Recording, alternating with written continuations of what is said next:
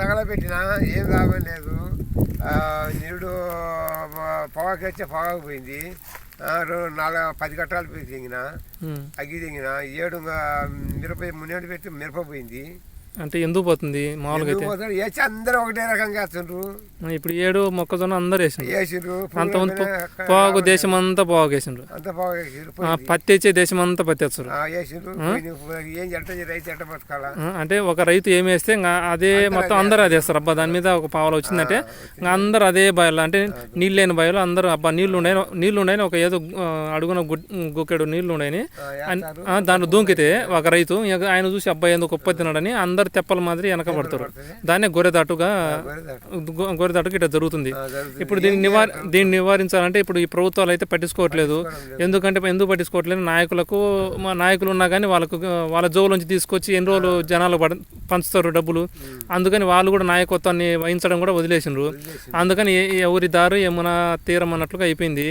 ఇట్లా జరుగుతుంది లోకంలో. దీన్ని అధిగమించాలంటే ఇప్పుడున్న రాజ్యాంగం అయితే పనికిరాదు. దాన్ని తీసేసి పూర్వం ఉన్న ఏదైతే మందిరాలు గుళ్ళు ఉన్నాయో గుళ్ళు గోపురాలు అట్లా ఉన్నాయి కదా, వాటి ద్వారా పరిపాలన జరిగితే తప్ప ఇప్పుడు మండలాలకి వెళ్తే అక్కడ అవినీతి తప్ప ఏం జరగట్లేదు. ఏది చెబుదామన్నా కానీ పోలీస్ స్టేషన్ పోదని ఏం చదువు వాళ్ళు ఇంకా 4 తన్ని నీ జోలు ఉన్నాయి కూడా లాగేసుకుంటారు. పోలీస్ స్టేషన్ పోయి ఏదైనా చెబుదామంటే ఉపయోగం లేదు. సర్లే గుల్లా పోయి చెబుదామంటే ఉత్తర రాళ్ళు. అంతకుముందు ఉన్న దేవి దేవతలు అంటే మన సైన్స్ భాషలో రోబోలు అంటారు. వాళ్ళందరినీ బ్రిటిష్ వాళ్ళు వచ్చి మొత్తం తరలించుకోవడం జరిగింది. ఇప్పుడు ఆ నకిలీ గుళ్ళల్లో పోయి ఏదైనా చెబుదాం అనుకుంటే ఆడ ఉపయోగం కూడా లేదు. ఇప్పుడు పోలీసు వాళ్ళ దగ్గర పోతే వీళ్ళు మొత్తం వీళ్ళు రాక్షసులు. వీళ్ళు మన ధర్మాన్ని మన వ్యవస్థను నాశనం చేయడం కోసం వాళ్ళు ఏర్పాటు చేయబడిన పోలీసు వాళ్ళు. మనం పోయి ఏదైనా చెబితే మన మీద తిరగబడి మన మీద కేసులు పెడతారు రివర్సు. అందుకని ఇప్పుడు ఎవరికి చెబుదామన్నా ఇప్పుడు దిక్కుదోచని పరిస్థితుల్లో ఇప్పుడు ఈ రైతు ఉన్నారు. ఈ రైతుకు కన్నీరు వచ్చేది కన్నీరు కూడా రావడానికి కూడా అవకాశం లేనట్టు పరిస్థితి అయిపోయింది. అట్లా అదొక్కటి తక్కువ.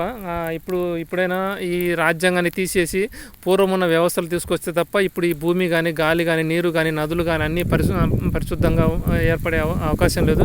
ఇప్పుడు ఏ మనిషి స్వార్థపరులు అంటే అవ్వడానికి కూడా ఈ రాజ్యాంగమే ప్రధాన కారణము. ఈ విధంగా వ్యవస్థలన్నీ తారుమారు చేసి ప్రకృతిని నాశనం చేసే క్రమంలో ఈ రైతును బలి చేస్తున్నారు. వ్యవసాయ భూములన్నీ బలి అయిపోతున్నాయి. కాబట్టి ఇప్పటికైనా కేంద్రం కానీ ఇప్పుడుండే ఈ పైన ఐక్యరాజ్య సమితి కానీ వారు మేలుకొని ఇప్పటికైనా పూర్వం ఉన్న వ్యవస్థల వైపు అడుగు వేస్తారని ఈ రైతు కూడా కోరుతున్నారు. మీరు కూడా పూర్వం ఉన్న వ్యవస్థలే మంచిది కదా.